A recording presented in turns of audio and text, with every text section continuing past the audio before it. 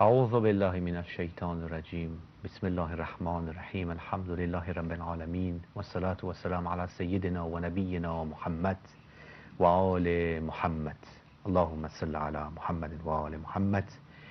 Chers frères, chères sœurs, chers amis, je voudrais vous féliciter pour l'événement du Eid Ghadir Khoum à tous les chiites et les amoureux de Ahlul Bayt, que la paix soit sur vous. Assalamu alaikum wa rahmatullahi wa barakatuh. Pour cet événement, aujourd'hui, nous avons un invité spécial qui est venu et que nous avons l'honneur de présenter, qui est le frère Issa, algérien, qui est algérien et qui est venu spécialement pour parler de son amour pour l'imam Ali alayhi salam. Je m'excuse pour ceci. Salam alaikum, frère Issa. Kol am wa antum bi khair, Eid Mubarak. Et si vous voulez vous présenter, Oui. S'il vous plaît. Bismillah ar-Rahman ar-Rahim, wa salatu wa salam ala sayyid al-mursalin wa ala alihi tayyibin at-tahirin. Alors voilà, donc je suis Issa, je suis algérien d'origine, j'habite en France, dans la région parisienne. Et voilà, j'ai un parcours assez classique pour tous les Algériens, les Maghrébins en général, c'est-à-dire je suis issu d'une formation religieuse dite sunnite, pour aller vite. Donc j'ai appris la religion et l'islam de ce point de vue-là, avant de découvrir par une rencontre un jour qu'il y avait une autre version de l'islam qui existait. Évidemment, j'avais déjà entendu parler de ça, mais très vaguement, et on nous disait que c'était quelque chose de complètement égaré, complètement faux. Et, Allahumma salli ala Muhammad wa ala Muhammad. Je ne sais pas si on entend. Oui. Je pense que nous avons peut-être un problème de son. Alhamdulillah alladhi ja'alna min al-mutamassikin bil wilayati amir al-mu'minin. Allahumma salli ala Muhammad wa ala Muhammad. Comme le frère Issa, je ne sais pas si la régie Oui, va peut-être, je ne sais pas. arranger le... Si c'est bon, je crois, ça passe là. D'accord. D'accord. Voilà.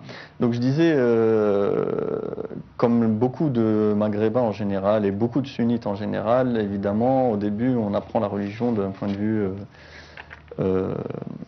sunnite, c'est-à-dire avec une représentation, une histoire, une version d'histoire officielle, entre guillemets.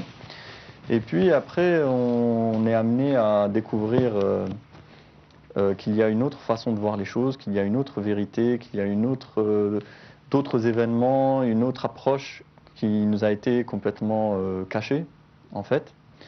Et là, je pense que c'est vraiment une question de sincérité pour chacun, c'est-à-dire soit on veut la vérité telle qu'elle est, et on va se mettre à rechercher, et à étudier, à comparer, à vérifier, etc.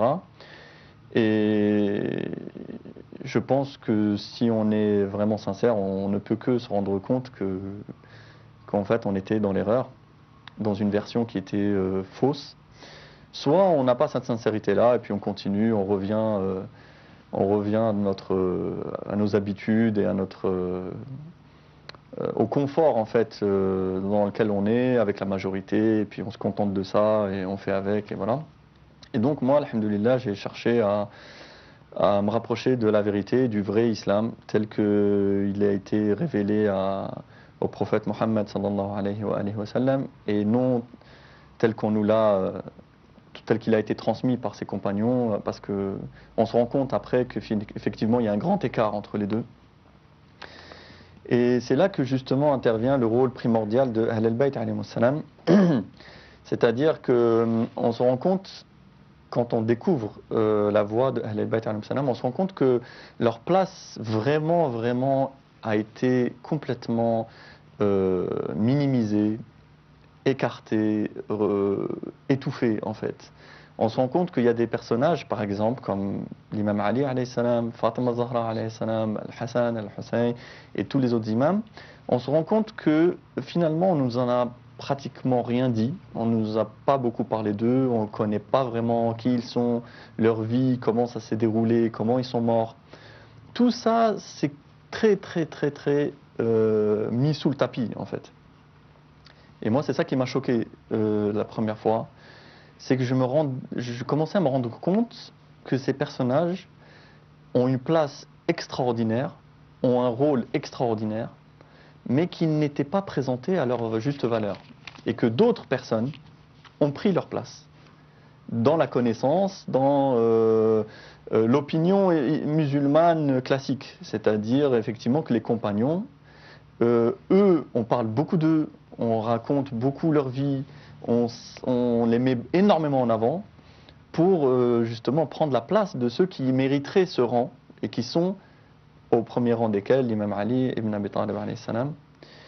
Et voilà, donc quand on voit ça, on se rend compte que la perspective est faussée en fait, et qu'il faudrait remettre les choses à leur place et remettre les gens à leur place.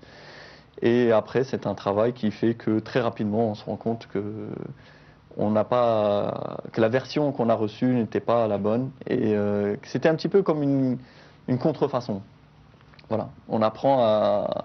Et là, ça change complètement la vision des choses. Et alhamdoulilah, là, on a l'occasion de fêter, de célébrer Eid al-Ghadir et cet événement extraordinaire par lequel le prophète Mohammed sallallahu alayhi wa sallam a clairement désigné sa succession. Parce que ça, c'est un point, par exemple, qui revient souvent. Beaucoup de musulmans nous disent, oui, mais c'est pas clair, pourquoi il n'a pas désigné quelqu'un, pourquoi les choses se sont faites comme ça, parce qu'il n'y avait pas vraiment de directive. Alors que là, justement, c'est faux. C'est parce qu'on a occulté cet événement, qu'on a cette impression, que eux ont cette impression. C'est que quand on creuse, on voit que non, il y a eu une désignation à la succession, qu'il y a eu des choses claires qui ont été faites dans ce sens. C'est juste que ça n'a pas été suivi. Et comme ça n'a pas été suivi, on a occulté ces événements et on a fait croire aux gens que non, il n'y avait pas de directive, que le prophète sallallahu alayhi wa sallam, il est mort comme ça, sans rien parler de ce sujet. Et ce qui est étonnant, quand on prend un minimum de recul et on réfléchit, on se dit comment est-ce qu'un prophète de Dieu, surtout le dernier, il ne donne aucune indication à sa communauté sur qui suivre après lui. Et il les laisse comme ça dans le flou. Débrouillez-vous, trouvez quelqu'un, débrouillez-vous, c'est plus mon affaire, j'ai fini ma mission, je m'en vais, et je laisse ça comme ça. C'est là on se rend compte que c'est pas logique, que c'est pas du tout normal comme attitude, qu'il y a forcément une voie derrière pour poursuivre. Et alhamdoulilah, on se rend compte quand on recherche avec sincérité et objectivité que ce rôle il existe et cette succession elle existe et que l'imam qui est là pour perpétuer, enfin pour protéger et poursuivre dans le chemin de la vérité existe et que c'est l'imam Ali alayhi salam. Et ça, quand en fait on prend ce recul et qu'on cherche de façon objective, ça saute aux yeux après. Et même après, on se dit, mais comment j'ai fait pour, pendant des années, ne pas m'en rendre compte, pour passer à côté de ça. Alors que tout est là, tout est évident en fait, tout est accessible. C'est juste qu'il faut voir. Voilà. Quand on prend ce recul et qu'on est sincère, tout d'un coup on voit que c'était là. Mais juste on passait à côté. Donc, alhamdoulilah, je suis très heureux d'avoir suivi donc, ce parcours. Et évidemment, j'espère, je souhaite ce bonheur à tous les musulmans et à tous les êtres humains, Inch'Allah, de se rendre compte de cette valeur de Ahl al-Bayt alayhim salam et du rôle qu'ils ont. Et voilà. Et ce que je retiens aussi de l'enseignement, de la vie, de l'expérience de l'imam Ali alayhi salam, et qui est important, je pense, c'est cette capacité en fait, d'être utile à la vérité, quelle que soit sa position. C'est-à-dire qu'on soit au pouvoir ou qu'on soit opprimé, qu'on soit vainqueur ou qu'on soit vaincu, il a montré qu'on pouvait toujours jouer un rôle pour défendre la vérité. Excellent. quelle que soit la position. Voilà, on peut très bien perdre physiquement, on peut très bien être opprimé, écrasé, se retrouver isolé, mais malgré ça, pouvoir jouer un rôle, quel qu'il soit, comme l'imam Ali alayhi salam l'a démontré, c'est-à-dire que même si on lui a pris sa place, on lui a pris le pouvoir qui lui revenait de droit, il a continué à œuvrer pour défendre la vérité, pour rectifier les erreurs, pour enseigner, pour guider certaines personnes, pour préparer un terrain. Et ça, c'est quelque chose, je trouve, de très utile pour nous, les musulmans, parce que on est un petit peu dans cette position, nous aussi, aujourd'hui, dans la position de vaincu de l'histoire. Il faut être honnête, par rapport notamment à l'Occident, au monde moderne. Les musulmans, on n'est pas là, on n'est pas dans le triomphe. On est plutôt les victimes, on est plutôt les opprimés dans la marche du monde. On est plutôt dans ça. Et c'est important justement ce message de l'imam Ali alayhi salam qui nous montre que même dans cette position, il y a quelque chose quand même à faire. Et qu'on ne peut pas être dans le désespoir et la soumission totale. Voilà. C'est-à-dire qu'on peut être vaincu, mais sans être soumis. Et moi, c'est vraiment ça que je retiens de... Voilà, c'est-à-dire qu'à Yawm al-Ghadir, potentiellement, l'imam Ali alayhi salam était désigné à la tête de la communauté. Et très peu de temps après, on l'a fait tomber très bas au niveau de la communauté, dans le sens où il s'est retrouvé quasi abandonné. En très peu de temps, puisqu'entre le jour de Ghadir et le jour de la mort du prophète sallallahu alayhi wa sallam, c'était la même année. Donc voilà, il est passé du très haut au très bas dans l'échelle sociale, mais alhamdulillah, ça ne l'a pas découragé dans sa mission. Et je pense, voilà, je retiens moi cet exemple pour nous, quelle que soit notre position, même si on est opprimé, même si on est faible, on peut quand même être utile à la vérité. Voilà. Merci énormément pour votre explication. Est-ce que ce jour, étant donné que c'est un jour béni pour tous les musulmans du monde, et en particulier pour ceux qui sont des musulmans sincères et amoureux des Ahlul Bayt, il faut comprendre qu'il n'est pas pour rien qu'il est demandé de jeûner, d'essayer de faire des du'as, des invocations, de se rapprocher d'Allah, parce que c'est en fait ce renouvellement qu'on doit avoir pour faire et donner allégeance et donner tout son corps et son âme pour dire que nous sommes derrière l'imam Ali alayhi salam. Et c'est comme un témoignage qui est renouvelé, se disant que c'est comme si c'est le jour où nous sommes derrière la scène, ou devant la scène où nous voyons le prophète de l'islam, Mohammed sallallahu alayhi wa sallam, et l'imam Ali en train de se serrer la main et en train de montrer à l'humanité que pour suivre, pour être dans la même lignée que le noble prophète, il faut être dans la lignée du prophète, de l'imam Ali alayhi salam. Et ce n'est pas pour rien que ce jour, il y a beaucoup d'événements qui se sont passés dans l'existence de l'humanité, et que jusqu'au jour d'aujourd'hui, nous savons très bien que c'est ce jour-là que toute personne qui fait des du'as et qui fait des invocations pour demander à Allah que l'imam al-Mahdi, Ajjallahu Faraj al-Sharif, vienne, ce jour-là, ce du'a, Inch'Allah, va avoir des résultats positifs pour sa réapparition imminente, selon Miqyam al-Makarim à la page 531, qui est dit que le jour de Ghadir, Yawm al-Ghadir Khoum, à chaque année, il faut faire des invocations et demander de être, Inch'Allah, témoin que nous allons voir l'imam al-Mahdi, alayhi salam, comme étant le guide spirituel et le guide de l'humanité qui va réinstaurer la paix sur terre. De deux, il faut également demander que le moment où nous allons arriver à une période du raja'a, c'est-à-dire du retour, que tous les êtres humains qui sont des êtres humains très croyants et ceux qui ont été très mécréants vont revenir sur terre, et qu'on puisse être derrière le drapeau du wilaya de Amir al-Mu'minin, Inch'Allah, qu'on soit dans dans le côté de ceux qui méritent d'arriver au paradis. Juste une question pour...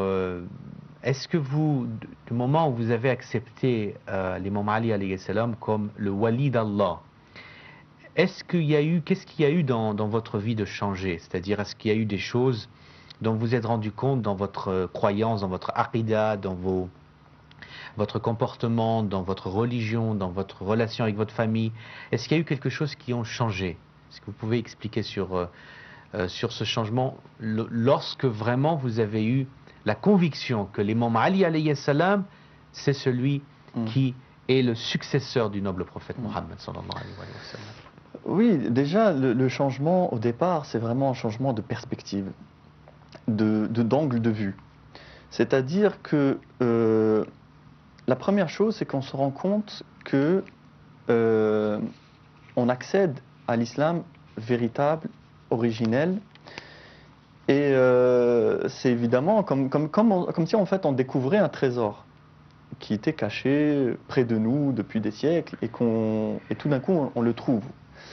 Et donc la première chose, évidemment, c'est de vouloir le transmettre, le partager avec sa famille, par exemple. Donc avec sa femme, ses enfants. On veut leur montrer ce qu'on a découvert et les faire rejoindre ce chemin. Et donc, alhamdoulilah, après, c'est une grande fierté de sentir que non seulement on a pu être guidé par Allah subhanahu wa ta'ala sur ce chemin-là et qu'on a travaillé dans le sens de rejoindre la vérité, mais après on a aussi cette fierté, ce bonheur de faire rejoindre aussi sa famille autour de soi. Ça, c'est la première des choses. La deuxième des choses, c'est que on sent quand même une responsabilité plus importante. Parce que lorsque on est en fait, entre guillemets, sunnite, je parle pour mon expérience personnelle, on appartient au courant majoritaire, au courant traditionnel, classique. Donc en fait, on le vit de façon assez simple. On poursuit. En fait, on est dans le mouvement général et on avance avec tout le monde et voilà. Alors que lorsqu'on rejoint le camp de Ahl al-Bayt alayhim salam, on voit et on comprend que ce camp-là, il implique des sacrifices, il implique des souffrances, il implique un mérite et des efforts plus importants. Et ça c'est quelque chose qui est plus motivant, je pense, en tant que musulman. C'est-à-dire que ça pousse plus à faire des efforts et à apprendre plus, à être plus strict dans sa vie. Il y a aussi quelque chose de très important que j'ai moi découvert quand j'ai rejoint l'islam de Ahl-Bayt alayhim salam, c'est cette perspective de l'imama qui se couronne, on va dire, qui est couronné par la fonction de l'imam al-Hujja al-Mahdi alayhi salam ajallallahu ta'ala farajah. Et ça aussi, c'est un changement fondamental. C'est-à-dire que lorsqu'on prend conscience que l'imam de notre temps est présent et qu'il attend de nous des choses et un travail, lorsqu'on prend conscience de ça, fatalement, on va être plus motivé, on va faire plus d'efforts, on prend conscience d'une certaine responsabilité plus importante, notamment avec ses enfants, par exemple. C'est-à-dire qu'on prend conscience qu'on fait partie d'un plan qui se déroule. Divin. Un plan divin qui se déroule. Voilà. En fait, l'islam de Ahl al-Bayt alayhim salam, moi, m'a fait ressentir une place plus importante dans ce plan. Alors qu'avant, j'étais là, je suivais le mouvement, mais il n'y a pas vraiment, on sent pas vraiment d'action ou d'importance, en fait. On est là, on fait ce qui doit être fait, et puis c'est tout, on fait sa vie, on rentre à la maison. On ne sent pas quelque chose, en fait. Alors que dans la voie de Ahl al-Bayt alayhim salam, on sent qu'il y a un plan divin plus présent, plus actif, et dans lequel on a une place plus importante, et dans lequel on a un rôle à jouer avec plus de responsabilité. Et voilà, c'est ce changement-là en fait qui s'opère c'est ce changement-là que j'ai ressenti moi dans ma vie. Et voilà, c'est-à-dire que j'ai senti que j'avais un message, que je portais quelque chose de plus important, de fort et d'important, et que je devais le vivre plus profondément et essayer évidemment de le transmettre autour de moi. On voit très bien que lorsqu'il y a eu ce pèlerinage, ce dernier pèlerinage que le noble prophète a eu 10 ans après l'hégire, et qu'il a, un peu avant son martyre, 3 mois avant son martyre, voulu déclarer une chose évidente. Mais cette déclaration devait être faite en public, malgré qu'il était évident dans toute la Oumma que le prophète Mohammed sallallahu alayhi wa sallam avait déjà nommé un successeur. Il n'y a aucun doute, c'est badihi, comme si on veut dire que le soleil éclaire et chauffe. C'est quelque chose d'évident, mais il faut qu'il soit dit, écrit, pour qu'il reste dans les archives et que les générations après les générations sachent que le soleil, qui est le prophète Mohammed sallallahu alayhi wa sallam, a déclaré que l'imam Ali, qui est la lune, sera le successeur, comme ont fait certains des prophètes avant l'islam. Quand nous voyons le cas de Salomon et de David, par exemple, les successions de famille ont toujours existé par l'autorisation seule d'Allah subhanahu wa ta'ala. Et c'est ce moment devant plus de 100 000 pèlerins, après le retour de la Mecque, du Hajj, du pèlerinage, le prophète est venu faire cette déclaration. Après que l'ange Gabriel est venu à plusieurs reprises lui dire: il faut que tu dises ça, ô Muhammad, que ta religion est parchevée. Et c'est de là que si quelqu'un choisit donc la religion qui acquiesce, qui approuve que l'imam Ali alayhi salam est le calife légitime après le prophète Mohammed sallallahu alayhi wa sallam, on suit une religion complète. On suit une religion complète. En suivant une religion complète, on arrive beaucoup plus facilement au but de l'une des buts de la création, qui est arriver à la perfection de l'être humain, qui est dans la perfection de l'âme, la perfection du corps, la perfection de l'esprit. C'est l'un des buts de la création. On voudrait écouter un petit clip de frères Masha'Allah, nous avons des frères et des sœurs qui nous regardent de la ville sainte de Qom, de Mashhad en Iran, et des frères francophones qui étudient dans la Hawza, d'origine du continent africain, à Najaf et à Karbala, et je vous remercie pour vos messages. Et nous avons un petit clip d'un enregistrement qui a été fait par un GSM ou par un cellulaire, téléphone, qui montre comment les Shia fêtent l'événement de Ghadir. Inch'Allah, nous revenons juste après ça. First video, Inch'Allah.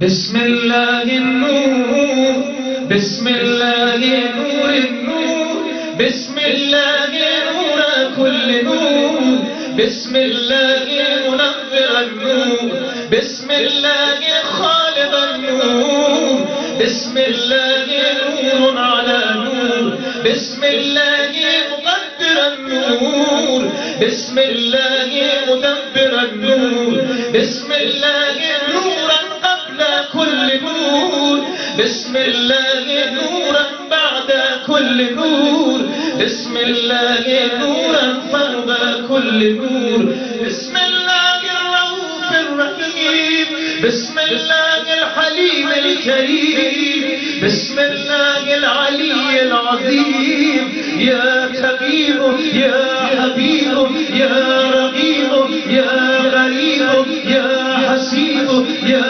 مجيب يا مجيب يا منيب يا رفيق يا شفيق يا ستار يا غفار يا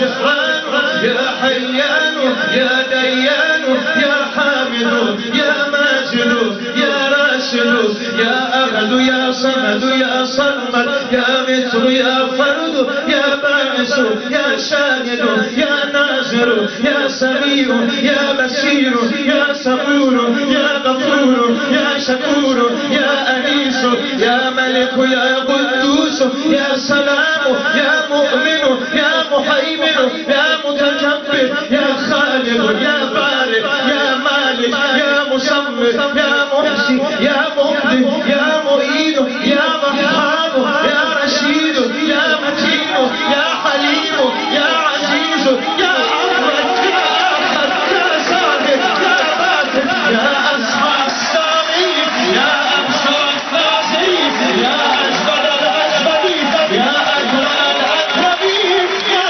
صادق النعم يا داخل النعم يا نور المستورشين في الزمن يا عالم لا يعلم يا ستار العيوب يا غفار الذنوب يا كشاف الكروب يا زهر من لا زهر له يا سند من لا سند له يا عماد من لا عماد له يا مفتح الأبواب يا مصمم الأسباب يا رب عليم.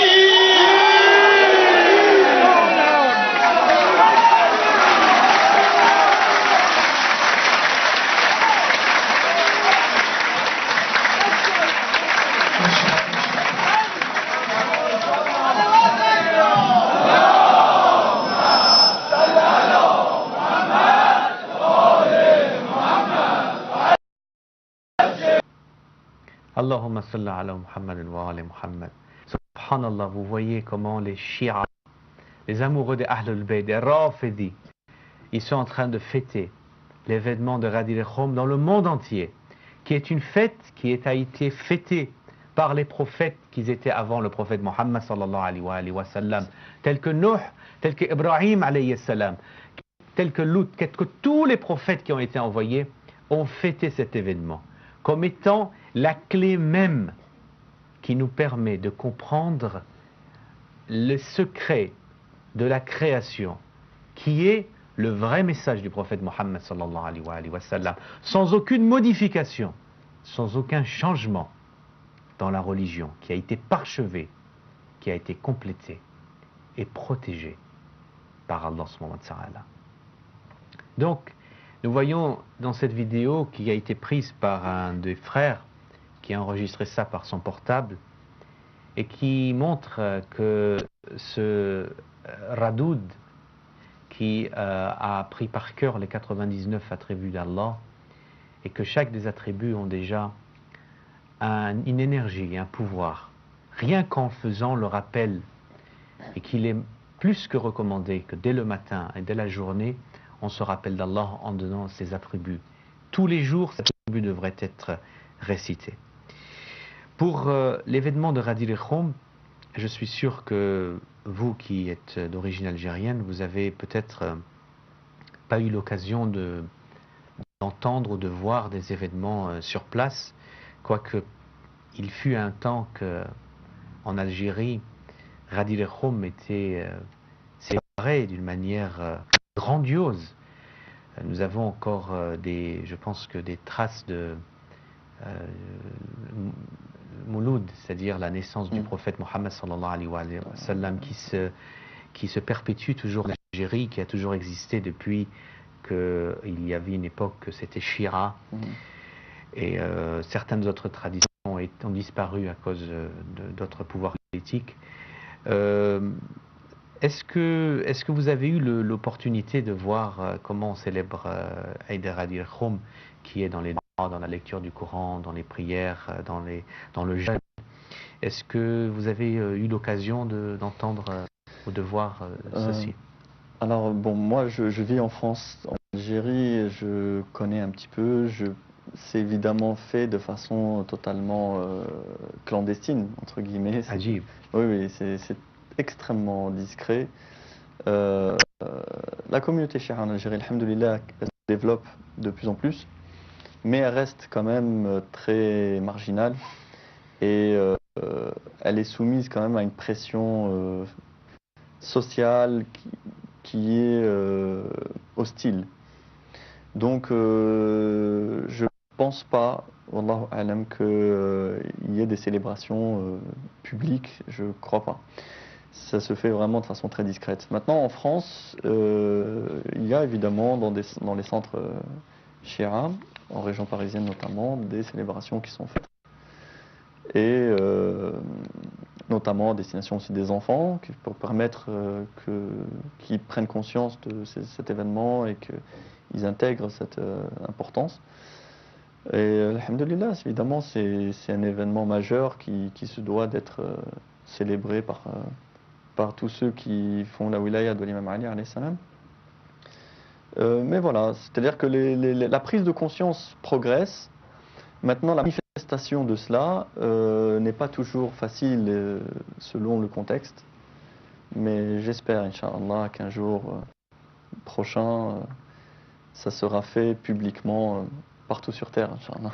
Alors, Yamin, Inch'Allah, ça devient très évident que de jour après jour, nous voyons que les gens commencent à comprendre et entendre le message de l'imam Ali alayhi salam et les propagandes qui ont été faites par les nawasib et par ceux qui n'aiment pas l'imam Ali alayhi salam à sa juste valeur et à sa vraie position.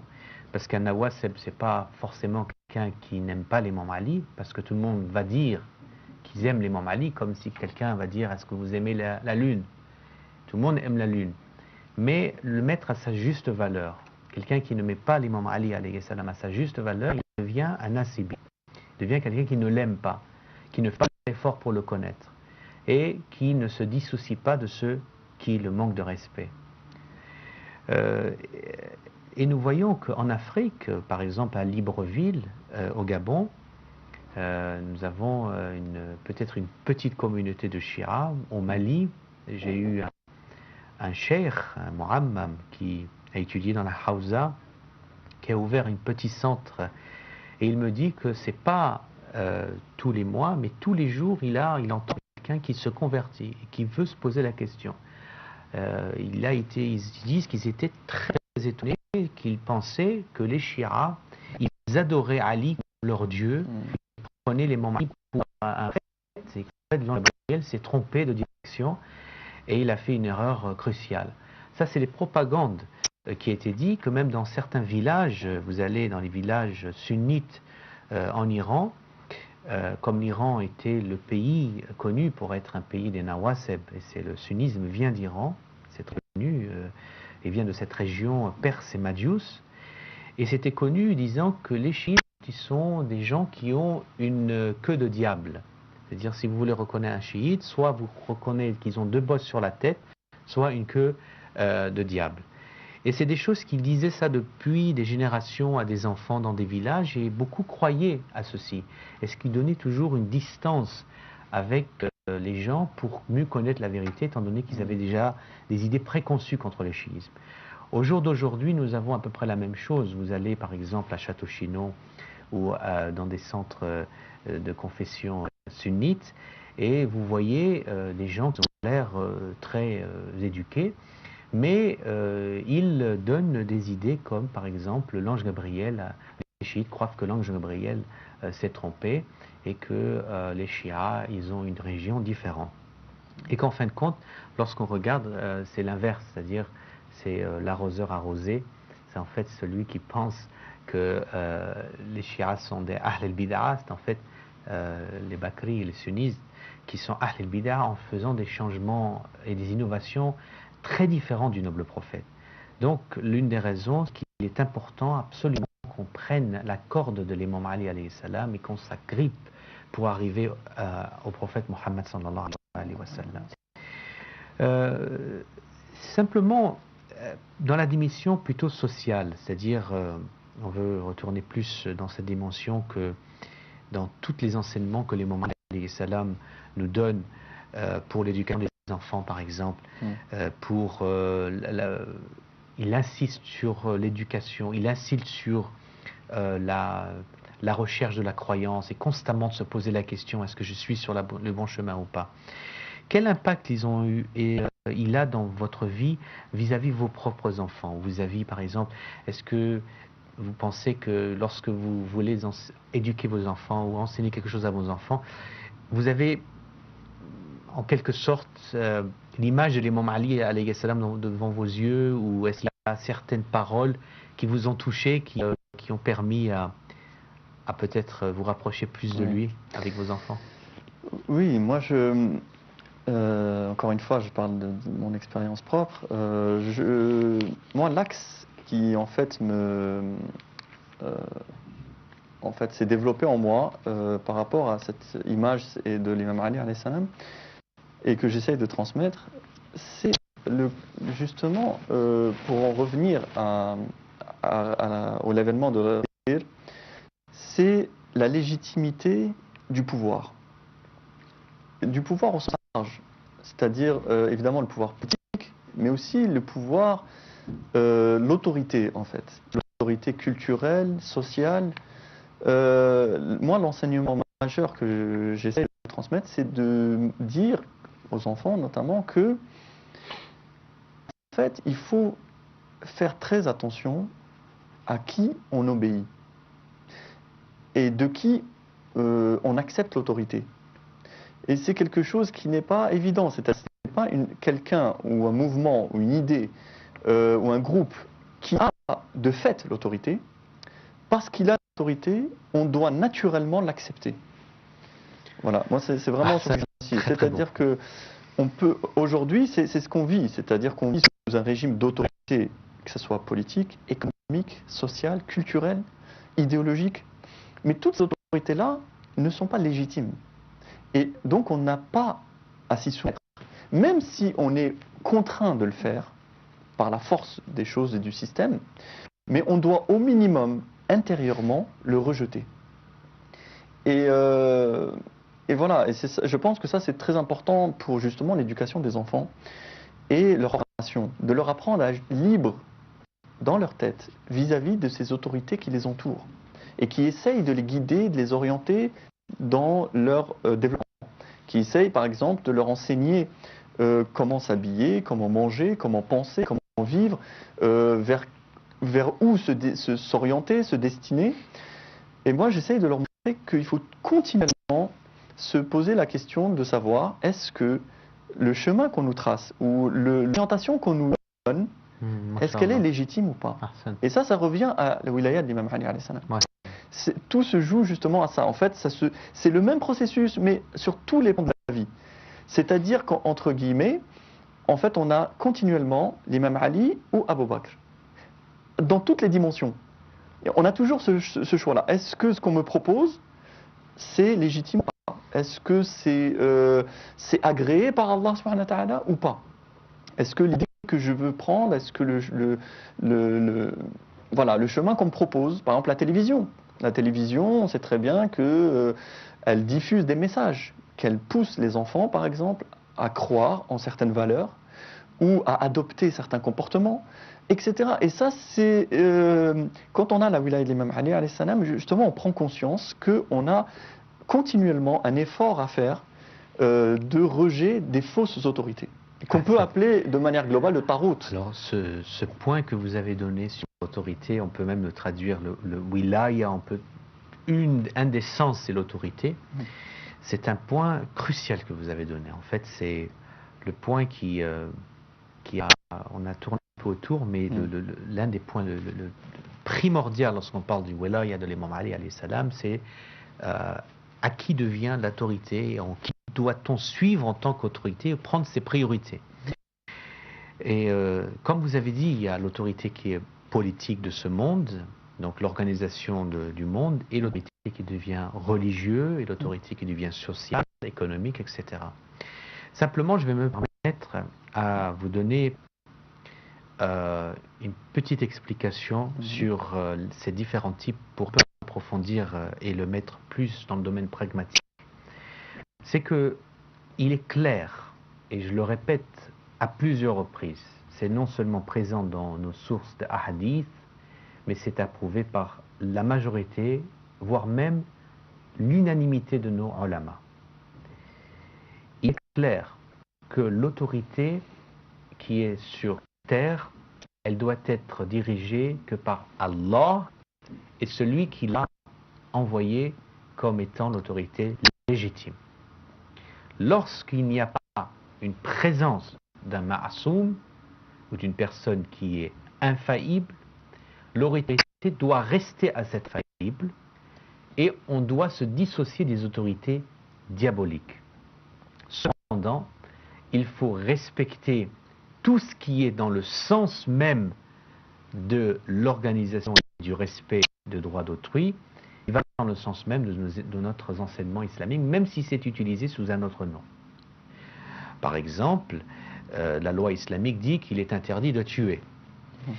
Les lois qui sont non islamiques disent qu'il est interdit de tuer. Donc ça va dans le même sens. On suit cette autorité sans vraiment l'accepter comme croyance, parce que notre croyance à nous, elle est plus grande que toutes les croyances.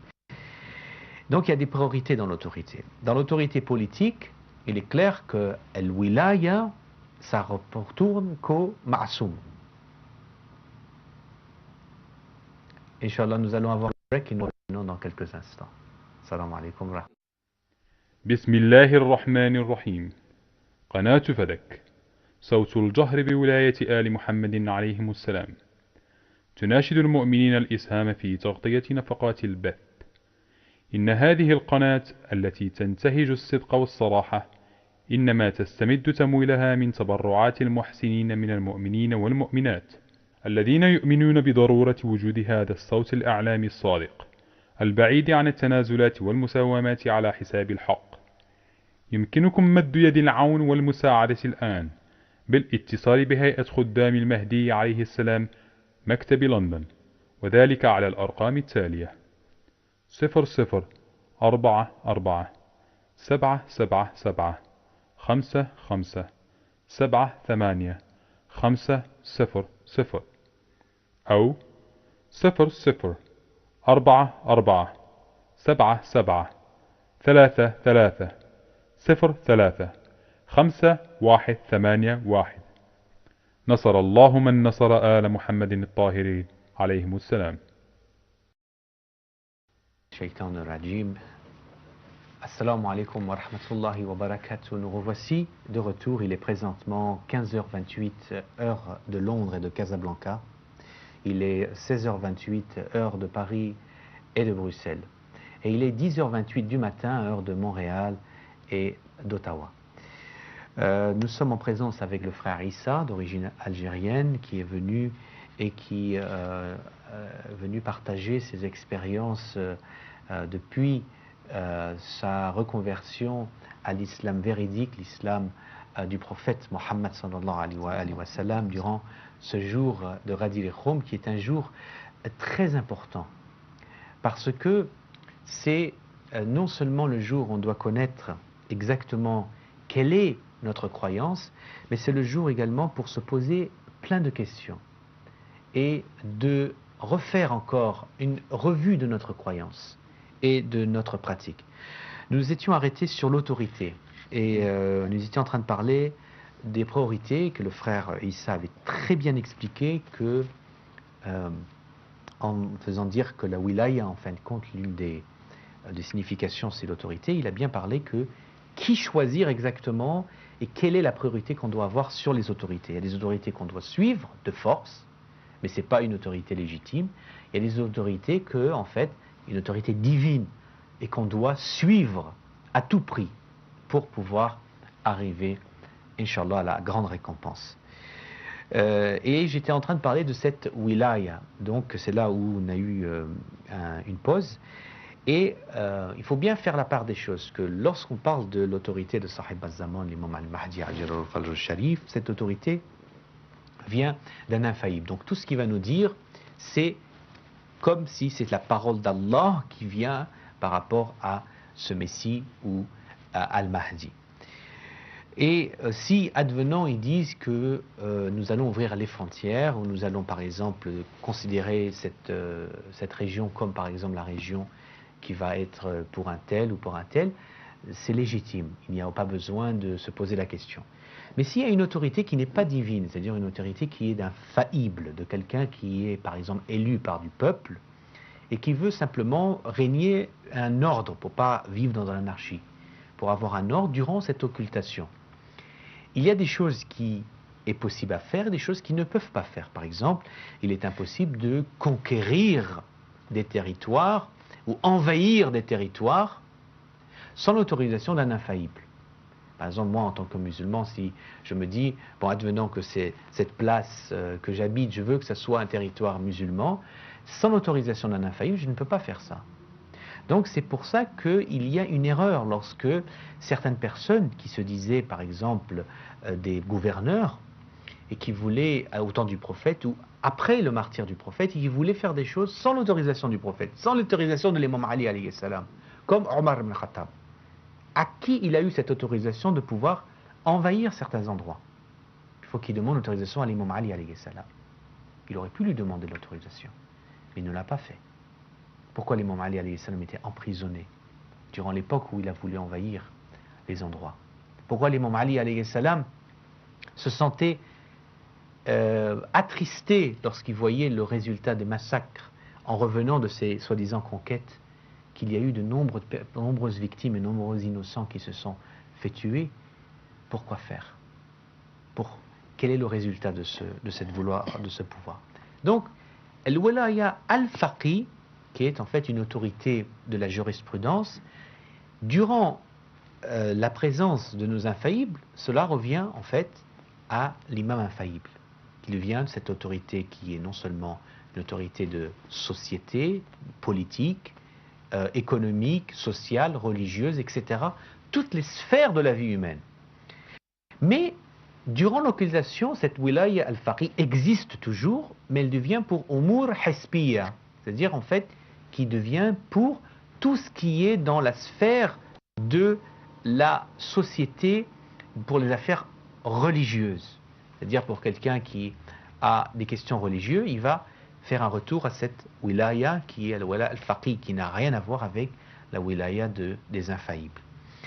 Et c'est durant cette occultation qu'il y a des gens qui, dernièrement, nous avons eu des personnes qui ont parlé disant que certains des ulama sont politisés. Pourquoi vous dites qu'ils sont tous apolitisés, etc. C'est juste, je m'excuse de parler de ceci. Il y a quelques jours, quelques frères m'ont posé la question parce qu'il y a eu une discussion dans un forum, d'ailleurs Rafidi, qui était parlé sur l'autorité, mais vous dites par exemple Ayatollah Shirazi, la famille Shirazi ou la famille Sistani, ou Ayatollah Sistani au Khoui, n'était pas complètement apolitisé. Il n'est pas dit en aucun cas que les ulama ou les savants sont complètement loin de la réalité de la société. Il faut d'abord définir ce que veut dire la politique.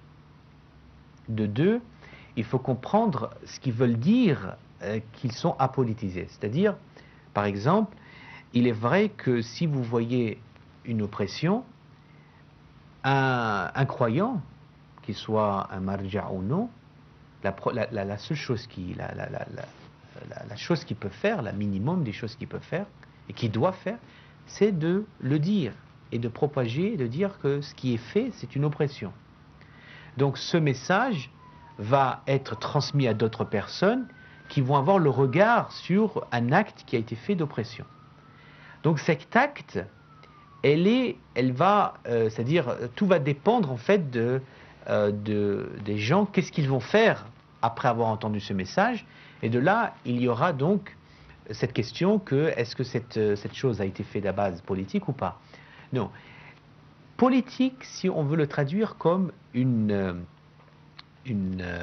croyance à un fait qui est simplement limité qui est dans le domaine de ce bas monde, sans prendre aspect de la transcendance.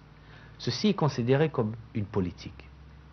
Mais la politique divine, qui vient de l'au-delà, de la transcendance, à nous, pour le bien-être de la société.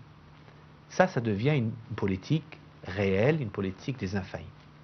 Mais durant l'occultation, il n'est pas dit non plus de vivre comme des moines, ou comme des soufis dans des souterrains ou dans des endroits loin, en réticence, loin de nos sociétés, laisser complètement faire tout. Non.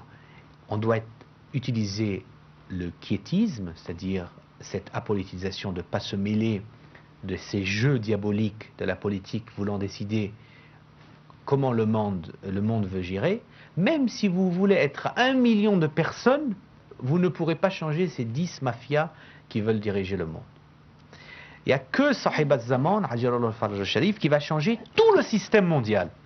Et qu'il y a des gens qui vont trembler comme des feuilles quand ils vont voir que tout leur système qui a été fait en voulant commander et en voulant décider que les musulmans sont des terroristes, ceux-là sont des gens bien, ces autres-là sont des gens pas... Ils décident comme le monde veut être fait. Ils vont se retrouver complètement déroutés, comme si un tremblement de terre a été venu. Comme ils ne savent plus où ils vont être désorientés. Parce que Sahib al-Zaman, lorsqu'il va parler, personne ne pourra rien dire. Personne ne pourra. Leur parole n'aura aucune valeur dans les yeux des gens. Leur manipulation ne vaudra rien du tout. Et celui qui a créé cette haine et ce problème, c'est Omar ibn Khattab, en donnant cette autorisation et cette porte ouverte à dire que oui, durant une autorité d'un infaillible, vous pouvez utiliser et obéir à d'autres autorités du moment que vous respectez l'ordre public. Et jouer sur ça, Omar ibn Khattab. Donc j'essayais de résumer assez rapidement, mais celui qui veut penser que la religion de l'islam c'est un dogme politique et c'est simplement un agenda qu'il faut suivre pour jouer dans un jeu qui en fait rejoint le jeu des autres, en fin de compte ça devient un danger total. Et Ghadir Khoum, c'est notre religion qui dit qu'il faut simplement suivre nos infaillibles. Il ne faut pas suivre d'autres autorités qui vont en l'encontre même de nos infaillibles. Mais si nos infaillibles autorisent certaines choses, bismillah, on les suit, il n'y a pas de problème. J'aimerais vous montrer quelques preuves, des sources des Bakri, dans les livres de sunnites, prouvant que cet événement de Ghadir Khoum a existé. Subhanallah, si cet événement n'existait pas, on aurait eu non seulement trouvé aucune source vraiment valide dans les sources sunnites de cet événement, de deux, on aurait eu même des doutes dans notre propre vision, étant donné qu'il faut voir que le Shia veut dire suivre le prophète Mohammed sallallahu alayhi wa sallam et les infaillibles. Mais il y a eu tellement de monde qui ont récolté des traditions de nos infaillibles, des traditions du prophète, de partout, et que certains n'étaient pas réellement chiites, mais n'étaient pas non plus réellement sunnites, et qu'ils avaient les mêmes traditions. Et dans les sources sunnites, il y a des traditions, non seulement une, mais des dizaines de traditions, nous prouvons que Ghadir Khoum est un grand événement. Alors nous allons voir, Inch'Allah, quelques scans, et Inch'Allah nous revenons juste après ça. The next video, Inch'Allah. اليوم يوم الانشراح يوم السرور يوم الفرح يوم الحبور يوم الغدير يوم الولاية والوصاية للإمام يوم ارتفع علي على الأمة أمير يا من حضرنا للفضيلة والأجور يسلم من النيران في اليوم العسير اليوم يوم الانشراح يوم السرور يوم الفرح يوم الحضور يوم الغدير يوم الولاية والوصاية للإمام يوم ارتفع علي على الأمة أمير يا من حضرنا للفضيلة والأجور يسلم من النيران في اليوم العسير اليوم يوم الانشراح يوم السرور يوم الفرح يوم الحضور يوم الغدير يوم الولاية والوصاية للإمام يوم ارتفع علي على الأمة أمير يا من حضرنا للفضيلة والأجور يسلم من النيران في اليوم العسير اليوم يوم الانشراح يوم السرور يوم الفرح يوم الحبر يوم الغدير يوم الولاية والوصاية للإمام يوم ارتفع علي على الأمة أمير يا من حضرنا للفضيلة والأجور يسلم من النيران في اليوم العسير اليوم يوم الانشراح يوم السرور يوم الفرح يوم الحبر يوم الغدير يوم الولاية والوصاية للإمام يوم ارتفع علي على الأمة أمير يا من حضرنا للفضيلة والأجور يسلم من النيران في اليوم العسير اليوم يوم الانشراح يوم السرور يوم الفرح يوم الحبر يوم الغدير يوم الولاية والوصاية للإمام يوم ارتفع علي على الأمة أمير يا من حضرنا للفضيلة والأجور يسلم من النيران في اليوم العسير Muhammad, subhanallah, il est incroyable que les sources de Tirmidhi qui a été validée, qui est considérée comme Hassan, Sahih, véridique, véritable, comment peut-on sous-estimer cette importance de cette succession qu'Inch'Allah il y aura très prochainement les émissions qui vont diffuser sur la chaîne que j'ai enregistrées, 30 épisodes. Inch'Allah, dès la semaine prochaine, vous verrez les premières émissions. Et il est bien clair qu'on ne peut pas se fier aux sources de ceux qui disent qu'une succession, c'est simplement décidé par une élite d'une dizaine ou une vingtaine de personnes. Comment l'islam qui est révélé, Allah a révélé son livre par l'ange Gabriel pour l'humanité sans aucune frontière, a décidé qu'en fin de compte, après le prophète Mohammed sallallahu alayhi wa sallam, une élite d'une tribu du péninsule arabe, riche, de quelques personnes qui sont comme en fait comme un groupe de sectes comme sionistes, qui décident pour l'humanité qui va prendre la place du prophète Mohammed sallallahu alayhi wa sallam. Est-ce que vous pensez que cette religion, c'est pas une religion de kuffar? Vous pensez pas que c'est une religion qui décide en fait qu'en fait Allah dit que voilà, vous suivez le prophète et vous suivez un groupe de mafia de 20 personnes qui va décider pour la terre. Et Allah n'a rien à voir dans l'histoire. Est-ce que vous pensez que c'est normal? Non, c'est pas possible. C'est pas possible. Lorsqu'Allah décide que le prophète Mohammed sallallahu alayhi wa sallam, il est prophète avant la création des cieux. L'imam Ali alayhi salam a été déjà décidé avant la création des cieux. Donc c'est pas possible qu'ils disent que dans certaines sources, certaines interprétations, telles que Ben Baz ou Ken Albani, ou je ne sais pas quel autre homme politique, ont décidé que non, en fin de compte, parce que Abu Bakr a remplacé le prophète lorsqu'il était malade, ça c'est dans leurs sources, dans vos sources des Bakri, en fin de compte, parce qu'on a vu qu'il a pris sa place, donc oui, c'est normal, c'est Abu Bakr, il n'y a pas de problème, c'est Abu Bakr. Et comme par hasard, c'est le père de Aïcha. C'est pas possible lorsqu'on veut prôner une religion de paix qui est pour l'humanité. Ce n'est pas possible qu'on résume notre religion à un agenda si petit. Salam alaikum. Nous avons un appel. Allô, salam alaikum. الو السلام عليكم صباح الشيخ. عليكم السلام ورحمة الله. عيدكم مبارك كل عام وانتم بخير ان شاء الله. Bonne fête à vous, il y a tous les musulmans. Je vous en prie, allez-y. Oui, c'est Mohamed de France. Voilà, je vous appelle. Je souhaite à tous les musulmans, tous les frères chiites dans le monde entier, عيدكم مبارك كل عام وانتم بخير. Mais frère, j'aimerais bien juste participer dans cette émission. Moi je crois, c'est-à-dire il y a des gens qui ne veulent pas suivre l'imam Ali alayhi salam, parce que l'imam Ali alayhi salam c'est Sirat al-Mustaqim, C'est-à-dire, ils ont suivi les autres parce que les autres, il y a des choses qu'ils interdisent pas. Le Bakriyin ou l'Omariyin. C'est-à-dire, s'ils suivent l'imam Ali, alayhi salam, l'imam Ali, ils savent très bien que c'est la justice et c'est la vérité. L'imam Ali, c'est tout quoi pour nous. Les autres, ils ne veulent pas suivre l'imam Ali parce qu'ils savent très bien que s'ils suivent l'imam Ali, il ne va pas voter pour s'il suit Omar, il sait très bien qu'il va voter pour le roi de l'Arabie Saoudite, il va voter pour...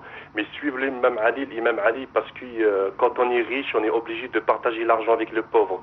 Et quand un voisin il crève de faim, on est obligé de partager. C'est ça l'imam Ali. L'imam Ali, c'est la justice. Et c'est Wali Allah min ba'da Rasulullah sallallahu alayhi wa sallam. Voilà, c'est pour ça les gens... mais bon, des fois on pose des questions, pourquoi ils sont contre l'imam Ali, qu'est-ce qu'il a fait l'imam Ali? Est-ce que l'imam Ali il était contre l'islam? Il était toujours... C'était le mari de Fatima Zahra, il a été élevé avec les mains du prophète sallallahu alayhi wa sallam. Franchement, c'est lui, comme le Coran il a dit, c'est Sirat al-Mustaqim. Alors là, je ne comprends pas pourquoi les gens là, ils sont contre l'imam Ali. Qu'est-ce qu'il a fait? Pourquoi vous avez cette haine jusqu'à maintenant, depuis 1400 ans, la haine contre l'imam Ali? C'est quoi leur problème? C'est ça, des fois on pose des questions. Pourquoi ils détestent l'imam Ali à ce point-là? Suivez l'imam Ali, ben, je vous garantis, Inch'Allah, c'est l'imam Ali qui va vous garantir, Inch'Allah, le Jannah. Alors, Yamin. Voilà. Assalamu alaikum wa rahmatullahi wa barakatuh. Wa alaikum salam wa rahmatullahi wa barakatuh. Masha'Allah. Merci énormément pour votre participation.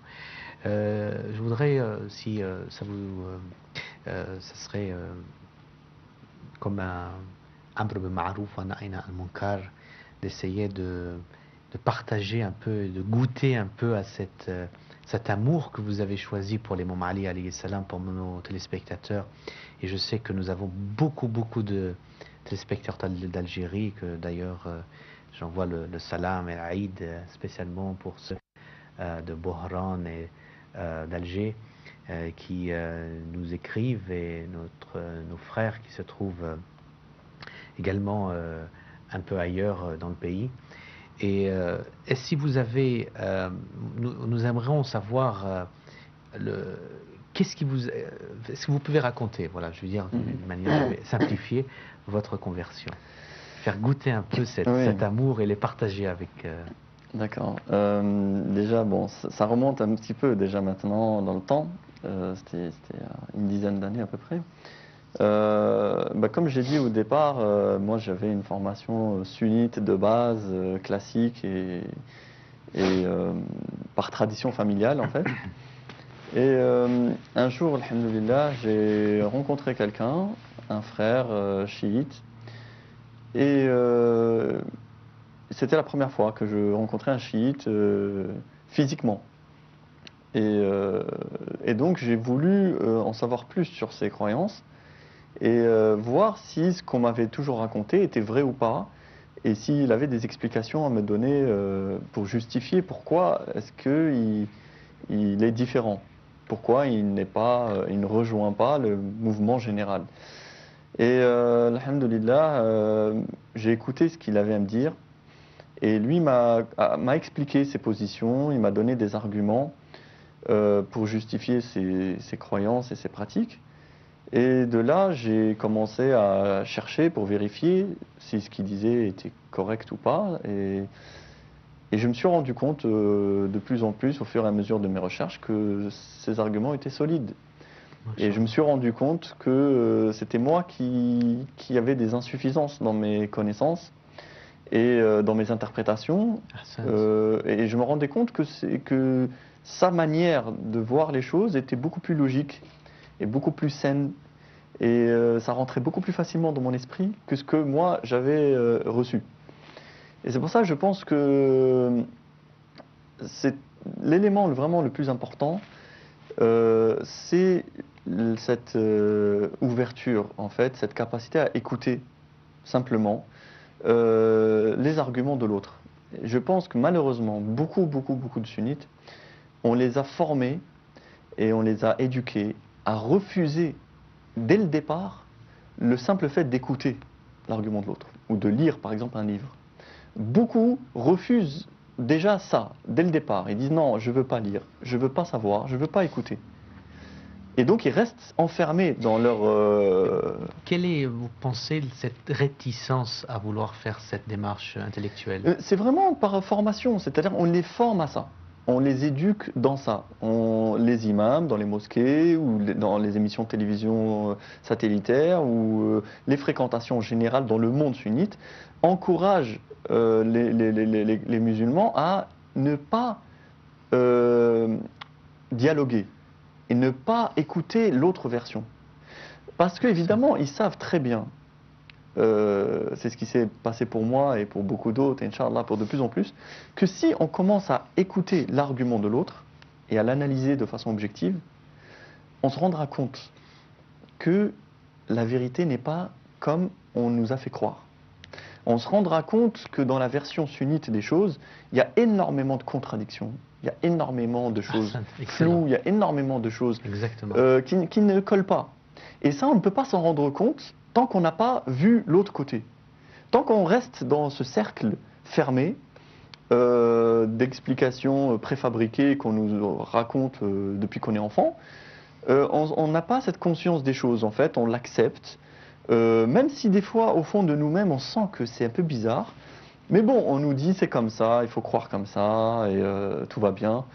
Et en fait, on suit ce chemin, on fait avec. Mais le jour où on voit autre chose, et on entend autre chose, on confronte les deux versions. Là, on commence à découvrir un nouvel espace, en fait. Un nouveau chemin, une nouvelle manière de voir les choses. Et je pense que c'est ça, cette réticence, elle vient d'un blocage qu'on nous a inculqué. Après, chacun fait le choix ou pas de dépasser ce blocage ou pas. Voilà, moi, alhamdoulilah, j'ai choisi de dépasser ce blocage en me disant que de toute façon, je n'ai rien à perdre. Soit je vais découvrir que les chiites ont tort, et alhamdoulilah, j'aurai encore plus d'arguments contre eux, soit je vais découvrir qu'ils ont raison, et dans ce cas-là, j'aurai accédé à la vérité. Et dans les deux cas, je suis gagnant. Alhamdoulilah, c'est ça qui m'a guidé. Mais beaucoup de gens leur fait peur en fait, et on essaye de les bloquer, voilà, pour pas qu'ils essayent de dialoguer, parce que ils savent que si on laisse les gens vraiment rentrer dans le terrain de l'analyse et de l'argumentation, évidemment c'est la vérité qui va l'emporter. Donc comme le monde sunnite n'a pas de réponse à la hauteur dans ce domaine, la meilleure solution, c'est de couper les gens par rapport à ça et de leur dire... Est-ce qu'il y a eu des propagandes de ces fameux sectaires sunnites qui vous ont envahi ou qui vous ont hanté, c'est-à-dire contre les vrais musulmans qui sont les chiites? Oui, bien sûr, parce que c'est ce que vous disiez, c'est-à-dire l'argumentation classique de dire que les chiites divinisent l'imam Ali, que c'est eux qui font du shirk, qu'ils adorent les imams, qu'ils adorent les tombes, tout ce genre de choses. Au début, c'est ce bagage-là qu'on a. Après, moi, justement, j'ai voulu vérifier, est-ce que c'est vrai? Et quand il m'a dit non, c'est pas vrai. Il y a ça, pas du tout. Le prophète sallallahu alayhi wa sallam, il a la place évidemment numéro 1 et qu'on n'a pas remplacé l'un par l'autre, etc., etc. Là, tout d'un coup, on se rend compte qu'on nous a raconté des bêtises et qu'on nous a raconté des histoires.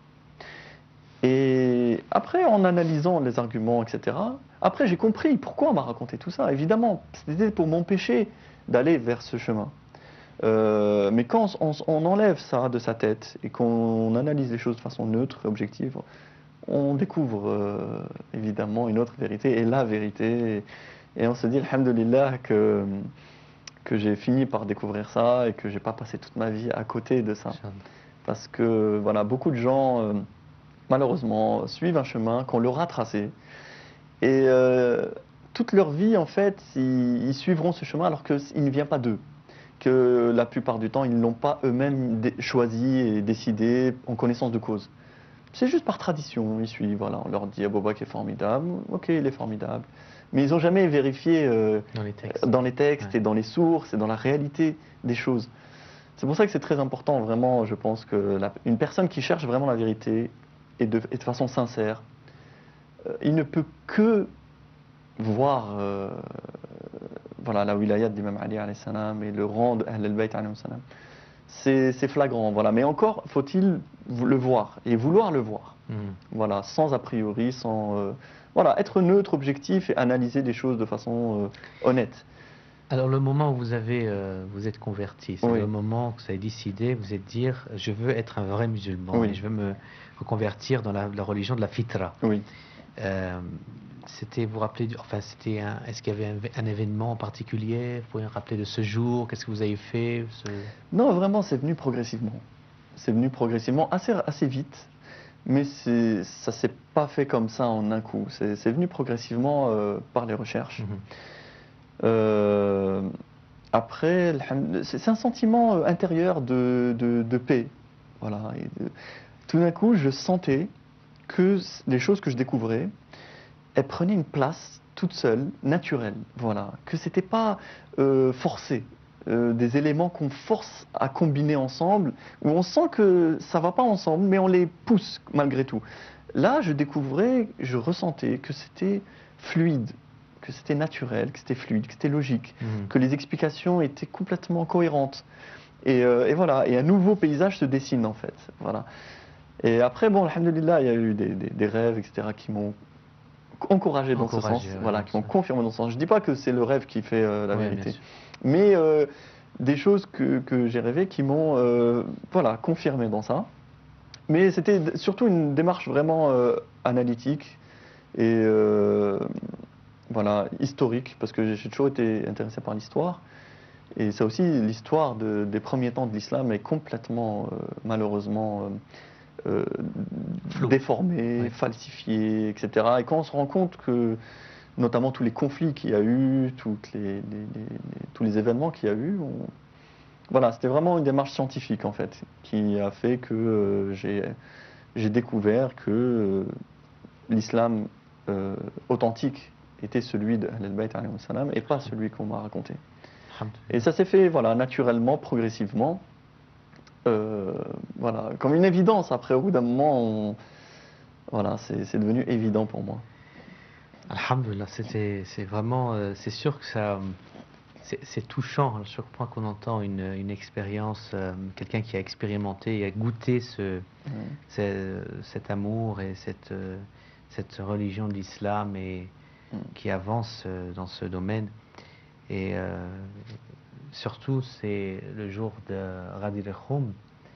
Toute personne qui n'est pas encore sûre et qui veut s'assurer, je les conseille et suggère fortement de vraiment méditer sur ça. Méditer sur le moment où, et surtout sur le point où cette succession devait être faite.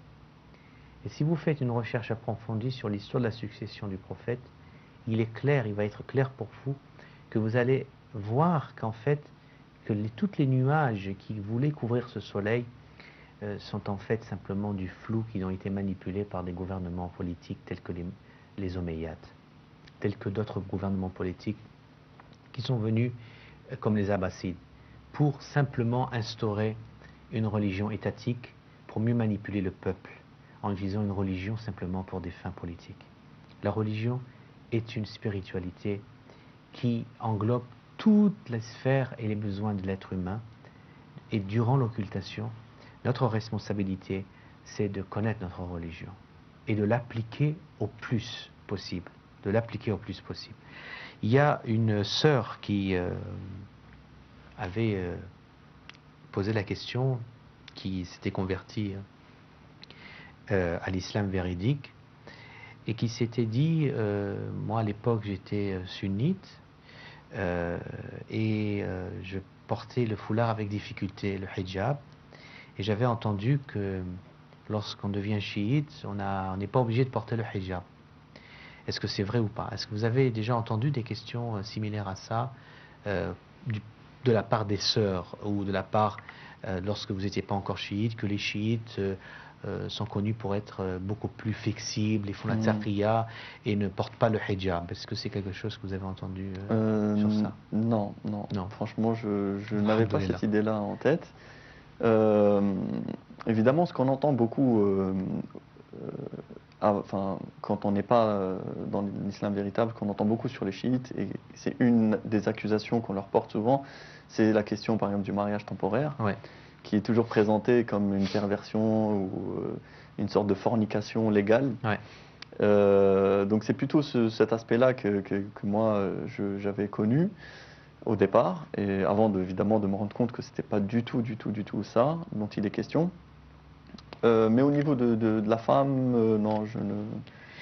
Ce qui est incroyable, c'est que les chiites, si vous comparez par exemple le foulard et le voile d'une chiite par rapport à une sunnite, il est clair qu'une chiite, c'est une femme qui est couverte complètement. Et comparé avec les foulards style Aïcha, que c'est le pantalon serré, les couleurs rouges et les maquillages qui se voient sur le visage, on voit que c'est pas un foulard chiite, on voit que c'est une sunnite qui aime Aïcha. Donc le foulard et le hijab shia, c'est le hijab de Fatima Zahra, salamallahu alayha.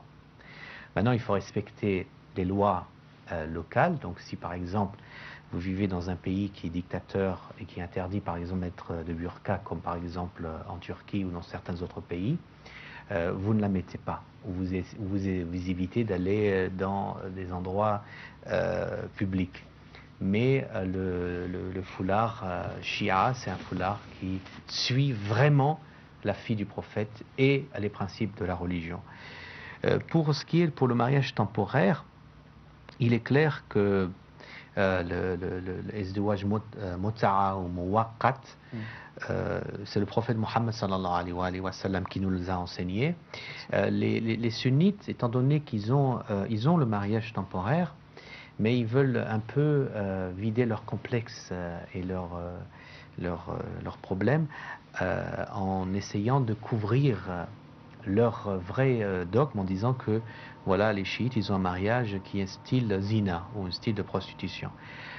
Je peux vous dire très clairement que le prophète Mohammed sallallahu alayhi wa sallam n'a jamais enseigné à personne à faire la zina.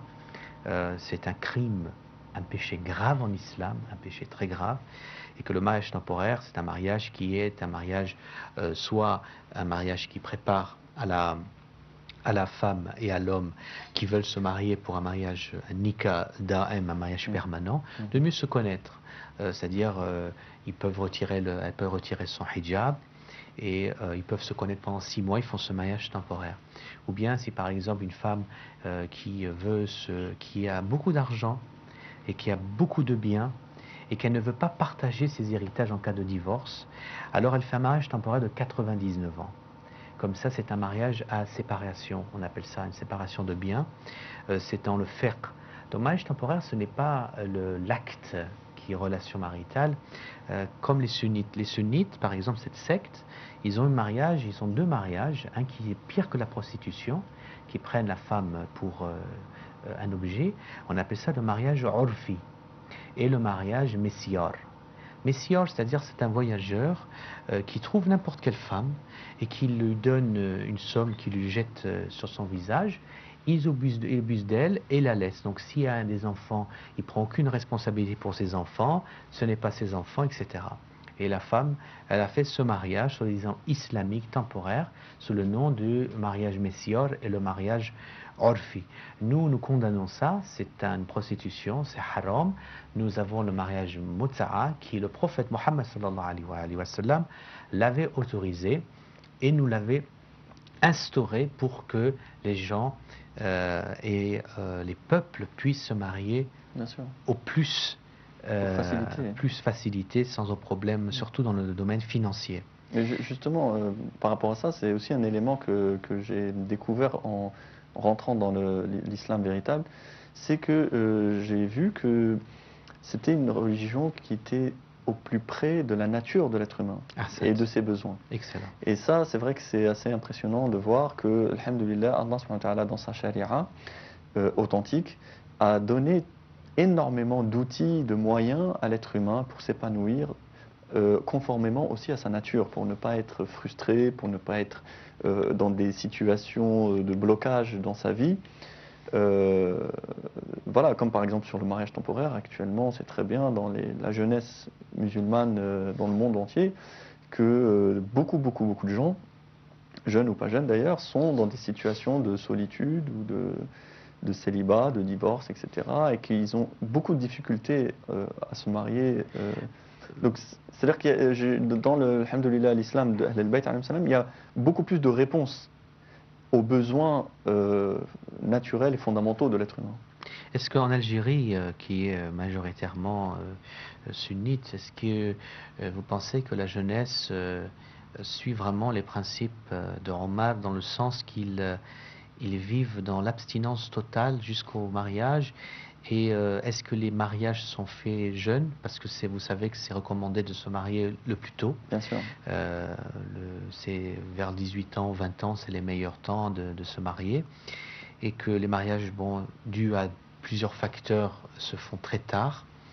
Mais est-ce que durant ce moment, surtout pour une secte ou une école qui se disent qu'il y a une abstinence totale, qu'il y a seulement un seul mariage qui existe, le reste, ça n'existe pas, à part le urfi et messior qui est partagé par certains des ulama. Mais est-ce qu'en Algérie, comment ça se passe en Algérie, les jeunesses malheureusement, pratiquantes? Oui. Pratiquante, déjà la jeunesse pratiquante, malheureusement, c'est une minorité de la jeunesse. Déjà d'une. Malheureusement, il y a énormément de zina. Il y a énormément de haram. Et ceux qui essayent d'être dans l'abstinence, ils le sont souvent en pratiquant la masturbation. Voilà. Ou de toutes les manières en vivant un état de souffrance intérieure. Parce que malheureusement, les mariages sont très très tard. Les familles exigent énormément au niveau financier. Et le mode de vie empêche d'accéder au mariage pour les gens. Les prix des appartements, le travail, la voiture, enfin, toute cette vie occidentale moderne qui est devenue malheureusement la nôtre, met des barrières énormes au mariage, ce qui fait qu'il ne peut pas être accessible avant 30 ans, la plupart du temps. Voilà. Et puis, sans parler du fait que les gens aussi sont devenus de plus en plus compliqués dans leur tête et qui sont devenus de plus en plus exigeants. Ouais. Le côté, voilà. L'aspect culturel aussi joue énormément. Les gens, avec la télévision, avec la musique, les cinémas, etc., se représentent un homme idéal ou une femme idéale qu'ils veulent avoir et qui est inaccessible. Et du coup, perdent des années et des années à chercher un niveau beaucoup trop élevé par rapport à la réalité humaine. Et ça, c'est un phénomène, général, mondial, je pense, que ce soit en Algérie, au Moyen-Orient, en Europe, partout dans le monde, justement par le fait que les gens ont adopté un mode de vie moderne, occidental, qui n'est pas du tout islamique. Forcément, ça les met dans des positions où ils ne peuvent plus vivre sainement leur foi et leur nature. C'est-à-dire de plus en plus, il faut choisir. C'est soit leur foi, mais coupée du monde et dans une grotte au fin fond du désert, ou alors leur nature, mais dans le haram et le zina. C'est-à-dire que les deux sont éloignés de plus en plus l'un de l'autre. Parce que le mode de vie actuel n'est pas basé sur les règles de Dieu. Si advenant, disons, une société, telle que je parlais l'exemple de l'Algérie, c'est sans aucune... est-ce que vous pensez, si il décide vraiment de redevenir vraiment musulman ou de choisir cette foi, qu'est-ce qui va changer dans leur vie de tous les jours? Justement, c'est d'avoir cette opportunité d'un champ de réponse beaucoup plus important, beaucoup plus vaste, qui correspondra mieux à leurs contraintes. C'est évident que par exemple le mariage temporaire, aujourd'hui surtout, c'est une réponse vraiment importante pour beaucoup de jeunes parce que ça leur permettrait de vivre pleinement leur nature, mais dans un cadre propre et respectueux pour les deux, et notamment éventuellement pour la femme, pour les enfants qui pourraient venir, etc. Ça peut être, c'est une réponse, c'est pas la réponse idéale en soi, parce que évidemment l'idéal ce serait de se marier très jeune, dans un mariage permanent, et que la société fasse en sorte que chaque personne trouve une personne qui lui corresponde facilement. Mais puisque ça, malheureusement, ce n'est plus le cas, c'est là où on voit que malheureusement le monde musulman sunnite, entre guillemets, n'a aucune réponse à offrir. Les imams dans les mosquées, les cheikhs, etc., qu'est-ce qu'ils ont à offrir comme alternative? Qu'est-ce qu'ils ont à offrir comme solution aux gens? Rien. Abstinence, il faut jeûner, supporter, patienter, attendre, et voilà. Mais on sait très bien que c'est pas possible de demander à quelqu'un d'attendre pendant 15 ans. Voilà, il faut être humain, il faut être honnête, hommes et femmes d'ailleurs. Et c'est pour ça que je trouve vraiment que la charia de Ahl al-Bayt alayhim salam, elle est beaucoup plus pragmatique, beaucoup plus réaliste et beaucoup plus proche des besoins de l'être humain. Et elle offre des solutions beaucoup plus efficaces pour gérer sa vie. Et ça, c'est une des découvertes qu'on fait quand on justement se penche sur l'islam véritable. Inch'Allah, c'est sûr que ce n'est pas pour rien que nous avons une facilité de simplement donner ce message, et les gens, ils réfléchissent et ils voient. Et regardez dans les conversions dans le monde, c'est souvent les gens d'origine hindoue lorsqu'ils entendent un message tel que par exemple le christianisme, ils deviennent plus facilement dans la conversion du christianisme. Pourquoi? Parce que ils voient qu'il y a une logique quand on parle de monothéisme, même si le christianisme n'est pas une religion monothéiste absolue, mais par rapport à leur propre croyance, ils trouvent que le christianisme est plus proche de la nature humaine. Et lorsqu'on regarde dans les chrétiens, il est beaucoup plus facile de voir des chrétiens convertir à l'islam, même si c'est l'islam des Bakri, et ça devient une logique absolue de voir que cette trinité n'a rien à voir, ou d'autres aspects qui ont été changés par les gouvernements, un peu comme les Omeyyades, mais avec l'Empire romain, avec le catholicisme et après d'autres sectes qui se sont créées. Et ils voient une facilité et une intelligence lorsqu'ils deviennent musulmans. Et c'est rarement, voire impossible, de trouver l'inverse. De trouver que, par exemple, un musulman devient chrétien. Les cas rares qui se comptent sur les doigts de la main sont des cas pour des raisons qui sont politiques. C'est-à-dire, par exemple, quelqu'un qui a été advenant torturé par des talibans en Afghanistan et qui veut avoir un cas d'immigration et de réfugiés, bon, il va dire je suis devenu chrétien. C'est rare, c'est vraiment mais des conversions de chrétiens qui deviennent musulmans, c'est par des millions, on ne peut pas les compter jour après jour. Et ce qui est incroyable, dans l'islam, lorsque quelqu'un a réussi soit de l'hindouisme à devenir chrétien ou du christianisme à devenir à l'islam, il y a cette étape qui est l'étape finale, c'est-à-dire de devenir, oui, je suis accepté l'islam, mais je ne sais pas, en fin de compte, l'islam de qui je dois suivre. Est-ce que je dois suivre l'islam du prophète Mohammed sallallahu alayhi wa sallam et de l'imam Ali alayhi salam, comme diraient les chiites, ou est-ce que je devrais suivre l'islam de soi-disant du prophète, mais aussi des gouverneurs et des compagnons, qu'ils étaient bien ou pas, c'est pas grave, il faut suivre l'islam des salafs, c'est-à-dire de ceux qui ont suivi, c'est-à-dire des savants de l'époque avant le 8e siècle avant l'Hégire, et changer légèrement selon les besoins de et on se rend compte que c'est incroyablement, on voit la logique que les gens qui, une fois qu'ils ont choisi cette foi de l'islam, c'est par conversion rapide qu'ils trouvent la religion d'Ahlul Bayt comme la religion véridique. Et encore une fois, c'est rare, voire même impossible de voir qu'un Shia choisit de retourner en arrière et de trouver et de changer avec la religion Bakri, à part que ça soit une personne qui, encore une fois, un cas exceptionnel et que je n'ai personnellement jamais entendu, jamais vu. Si c'est une personne ou deux personnes qui ont été trouvées, c'est simplement pour des raisons politiques, encore une fois, certainement parce qu'il y a eu des problèmes dans certains endroits, majorité chiite, et il trouve qu'en fait, il ne connaissait pas sa religion, il trouve qu'on va essayer de trouver autre chose, ou c'est simplement pour un message politique. Mais c'est incroyable, subhanallah, quand vous voyez toutes ces démarches et tous ces gens qui deviennent shia.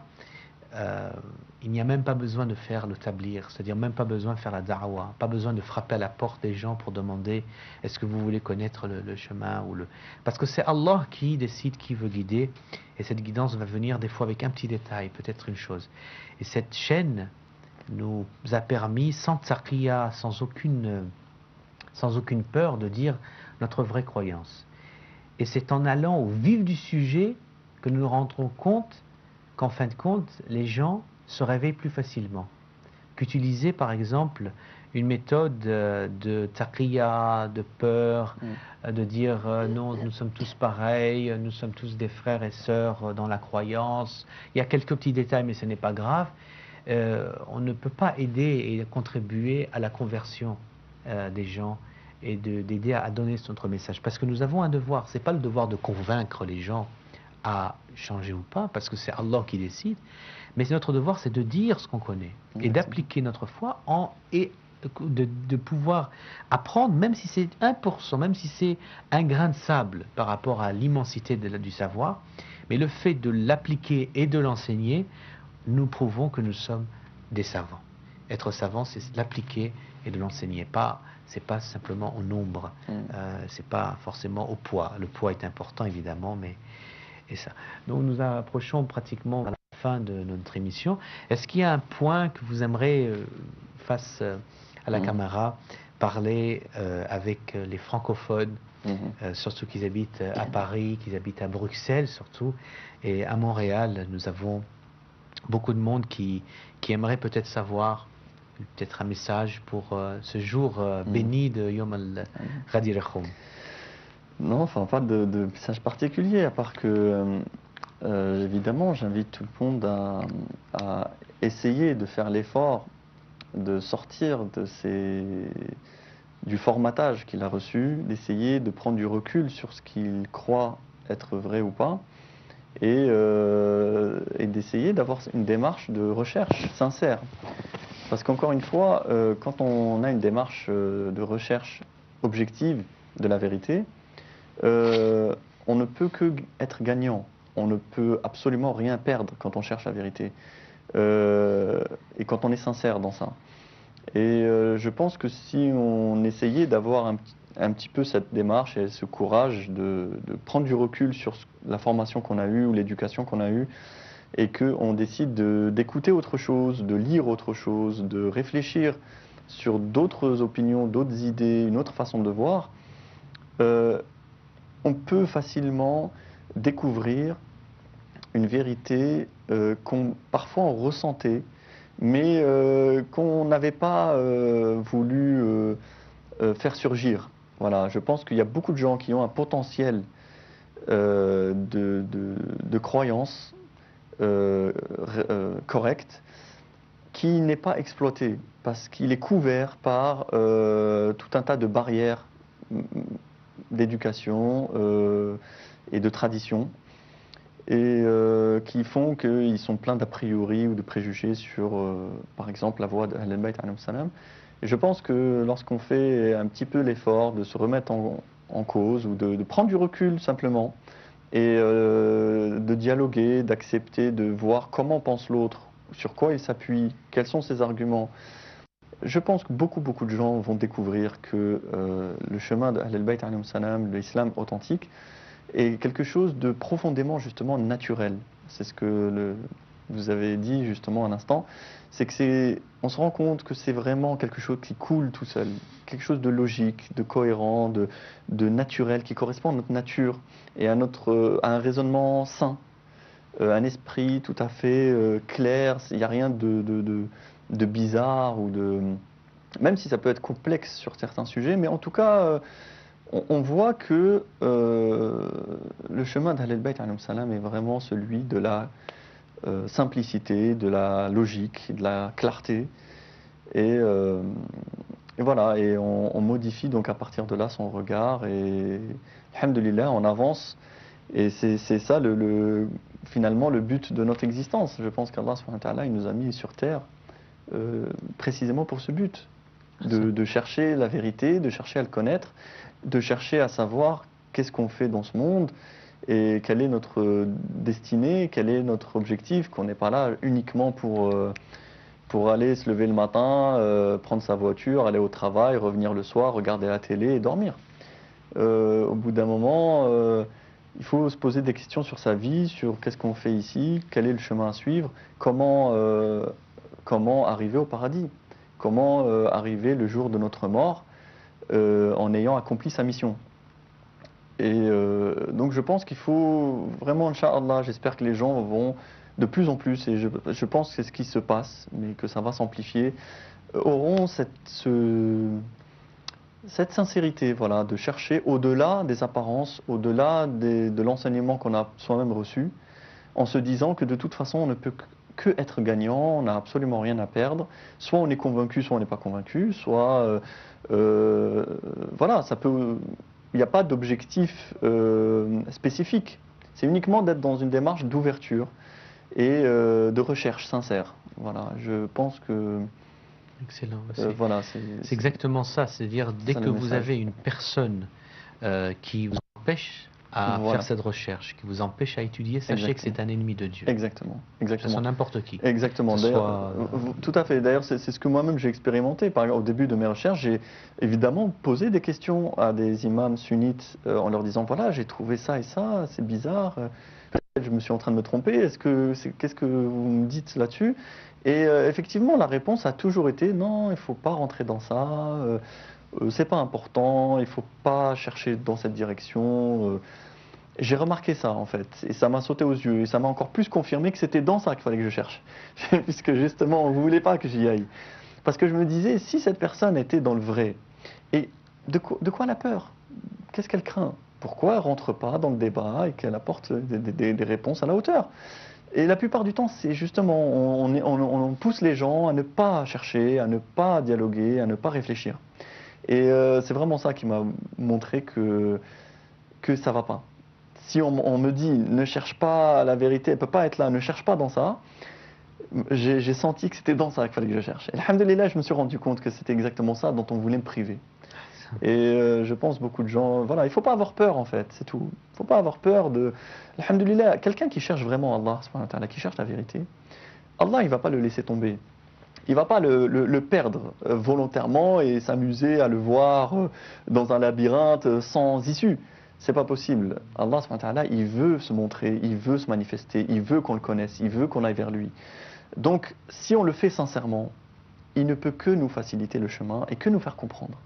Même si on n'est pas un grand savant, même si on n'a pas beaucoup de connaissances ou de sciences, même si on est très simple, il va nous faire sentir ce qui est vrai ou pas. Chacun à son niveau. Et je pense que vraiment c'est accessible à tout le monde. Il faut juste être ouvert et sincère. Et c'est ce que je souhaite à tous mes frères en humanité, et précisément ceux qui disent La ilaha illallah Muhammadan Rasulullah, pour que, Inch'Allah, comme on a dit, qu'ils complètent leur islam et qu'ils complètent leur religion par Ashhadu anna Aliyan waliyullah, et arriver par ça à l'islam véritable et complet et entier. Qu'on meurt, il faut souhaiter toujours qu'on meure tous dans un état d'être musulman. Exactement. C'est-à-dire vers le akhiratul dunya, c'est-à-dire les signes de la fin des temps. L'un des signes de la fin des temps, c'est que un musulman, il se réveille musulman. À midi, il mange, il devient un mécréant. L'après-midi, il redevient hypocrite. Le soir, il devient un mécréant. Et il s'endort en tant que musulman. Et c'est ça le danger, c'est qu'on demande toujours de pouvoir avoir cette constance dans cette foi, de ne pas changer de foi durant la journée, c'est-à-dire à faire des actes répréhensibles qui nous fait sortir de l'état de l'islam ou de l'état même de notre croyance, avec des croyances qui viennent dans notre esprit ou dans nos, des choses répréhensibles qui nous font sortir, telles que par exemple le shirk en islam, c'est un grave péché, c'est le premier péché capital qui est impardonnable par Allah.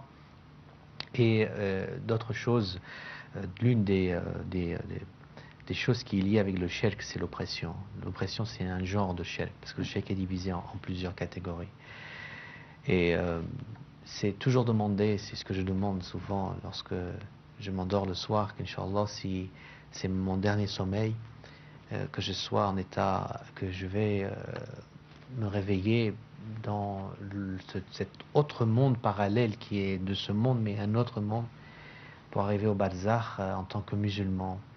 Et c'est pour ça que je fais des ablutions, je lis quelques versets coraniques et toujours dans cette crainte de quitter ce monde. Et c'est l'un des enseignements que l'imam Jawad alayhi salam nous avait enseigné à faire, qui est d'ailleurs d'origine de votre pays, algérienne, maghrébine. Et on se rend compte que même nos imams à nous, ils ont cette relation avec la terre de vos origines. Et c'est pour ça qu'il faut toujours demander à Allah, surtout ce jour-là qui est un jour très important, Ghadir Khoum, qui c'est encore ce jour que vous donnez encore allégeance et vous donnez encore votre cœur et cet amour pour l'imam Ali alayhi salam, comme si vous voulez témoigner encore de sa présence. Et si vous habitez même dans les lieux un peu reculés, vous n'êtes pas nombreux, même si vous n'êtes que 2 personnes, vous pouvez toujours célébrer cet événement en achetant des cadeaux, en achetant des gâteaux à vos enfants, à vos mères, à vos épouses. Si vous voulez toujours perpétuer cette célébration, c'est un message également de joie qui doit être sur votre visage et qui va simplement... sachez que vous n'êtes pas seul. Sachez que vous êtes entouré d'anges, vous êtes entouré de djinns, vous êtes entouré d'autres créatures qui se trouvent autour de vous. Et il ne faut pas croire que parce que vous vivez dans un lieu très isolé, loin de la société, vous n'avez pas beaucoup de shia autour de vous, vous ne faites rien comme programme et vous laissez passer qu'Inch'Allah, à chaque fois vous pensez que peut-être un jour vous allez rencontrer d'autres personnes ou vous allez emménager dans un autre endroit. Mais ça, vous devez le faire dès aujourd'hui, parce que peut-être c'est notre dernier Eid, peut-être notre vie ne sera pas si longue, ou bien peut-être c'est le dernier Eid avant l'arrivée de notre imam infaillible.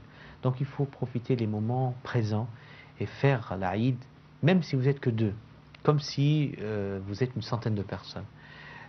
Prenez des gâteaux, donnez-les aux voisins, faites des shourbas ou des soupes, et vous invitez tout le monde.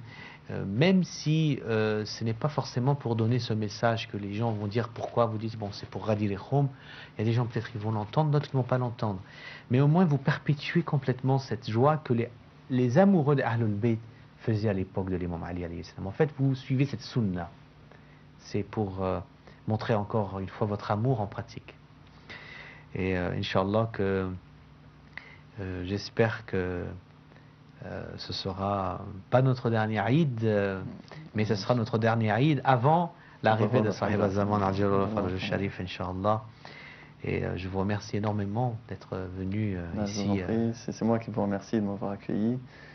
Et je souhaite beaucoup de succès, Inch'Allah, et de progrès pour la chaîne Fadak et pour le mouvement de Cheikh Al-Habib et ce renouveau, Inch'Allah, effectivement, c'est dans l'action de vérité du chemin d'Ahl al-Bayt alayhi salam. Et voilà, et je souhaite beaucoup de bonheur à tous nos frères, et le plus grand bonheur c'est ce qu'ils découvrent la wilaya d'Imam Ali alayhi salam et qu'ils la mettent en pratique, Inch'Allah. Effectivement, cette chaîne elle appartient à tout le monde, et Cheikh Yasser Al-Habib a fait beaucoup d'efforts pour sacrifier sa propre vie pour les Ahlul Bayt seulement, sans suivre aucun courant de rien du tout, sauf les Ahlul Bayt. Et c'est pour ça que, personnellement, quand j'ai vu cette sincérité sur le visage du Cheikh Yasser Al-Habib, ce courage d'être un vrai Shia, un vrai Rafidi, c'est-à-dire pas besoin de faire tout ces simagrées, tout, un Shia comme il est. Et c'est cette nature, c'est ce naturel qu'il a dans cette croyance qu'il est en train de pratiquer, et qui a cette plateforme de la chaîne Fadak, qui est d'ailleurs même un nom très révélateur. Pour nous, c'est un devoir d'être présent et de donner et perpétuer ce message, et de dire que nous sommes là et personne n'est seul.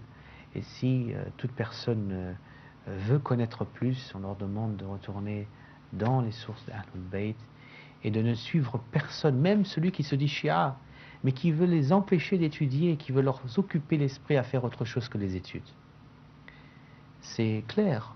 Quelqu'un qui passe plus de temps à s'occuper de comment l'un ou l'autre veut faire des choses ou veut comploter pour des intérêts X, Y, mais il refuse à étudier, vous pouvez savoir que ce n'est pas un musulman complet.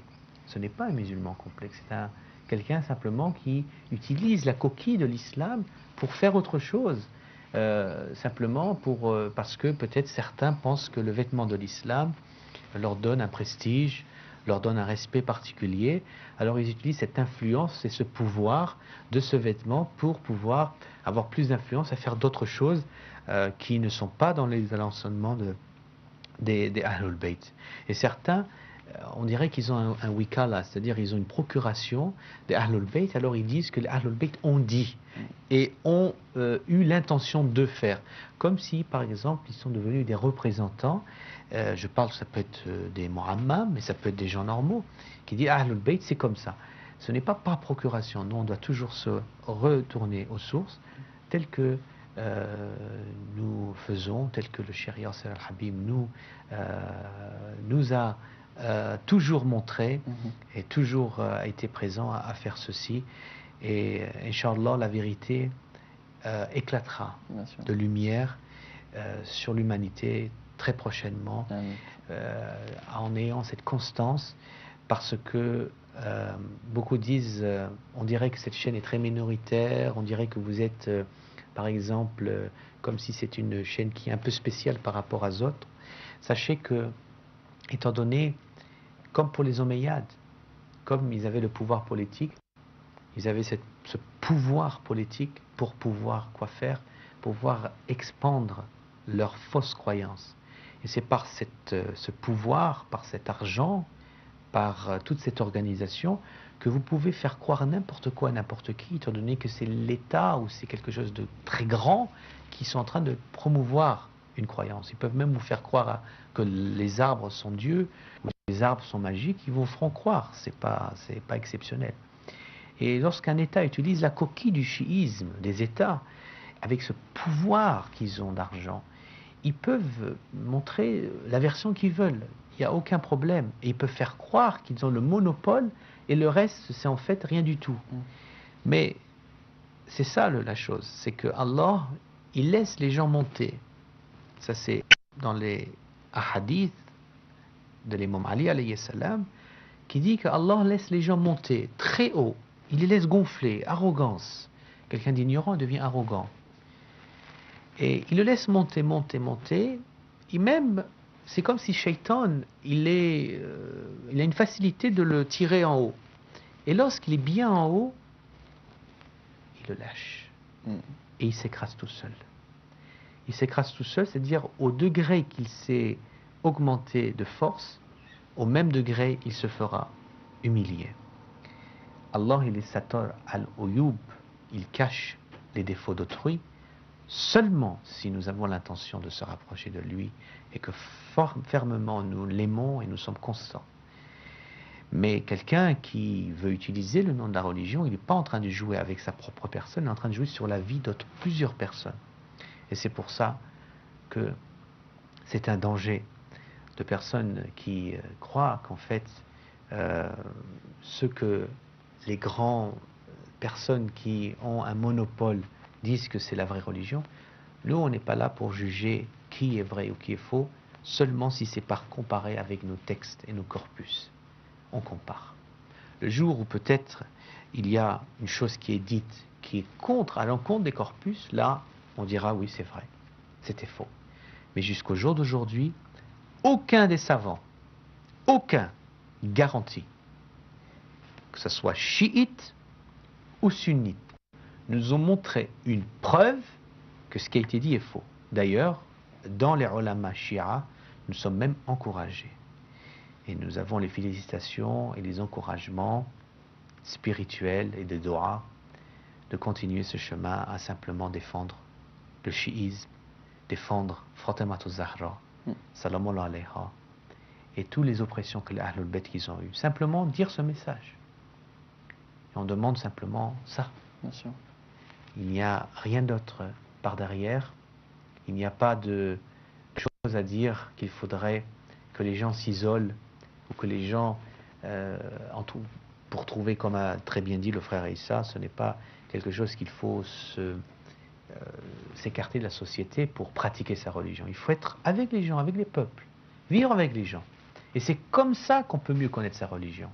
Et on peut mieux se connaître, nous, notre personne, en ayant des interactions avec des gens de toutes sortes. Et vous allez vous rendre compte que même les mécréants, même ceux qui sont hypocrites, lorsqu'ils verront une personne avec un cœur pur, qui applique sa foi, même s'il n'aime pas votre croyance, il va acquiescer et il va approuver que vous êtes une bonne personne. Mais si c'est une mauvaise personne, même s'il a une bonne croyance, les gens vont le sentir. C'est pour ça qu'il est important que, avant de pratiquer une religion, il faut bien choisir sa croyance, il faut bien la connaître. Et il y a une procédure et un procès de purification du cœur, de se nettoyer de tout notre ego, nos défauts, nos complexes, de mettre tout ça de côté et de nous refaire une autre personne nouvelle, surtout durant ce jour de Ghadir Khoum, qui est un jour de renouvellement encore de cet amour que nous devons avoir pour les mômes Ali alayhi salam. Et ceci arrive à la fin de notre programme. Inch'Allah, la prochaine fois, nous continuerons sur notre existence dans l'univers. J'ai eu par surprise certains wahhabis, salafistes, de mouvance salafistes, ont été, à un moment donné, des commentaires positifs, qui est incroyable, sur...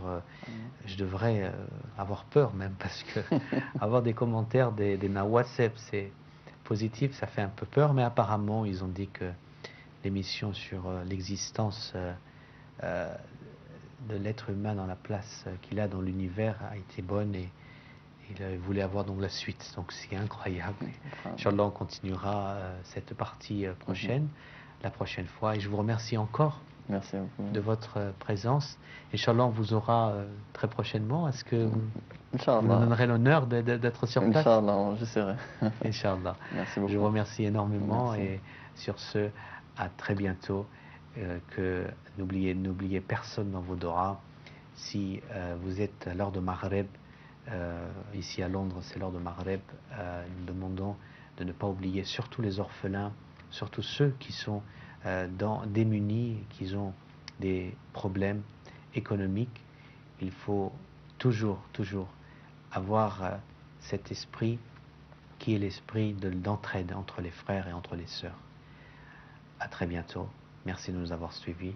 Assalamu alaikum wa rahmatullahi wa barakatuh.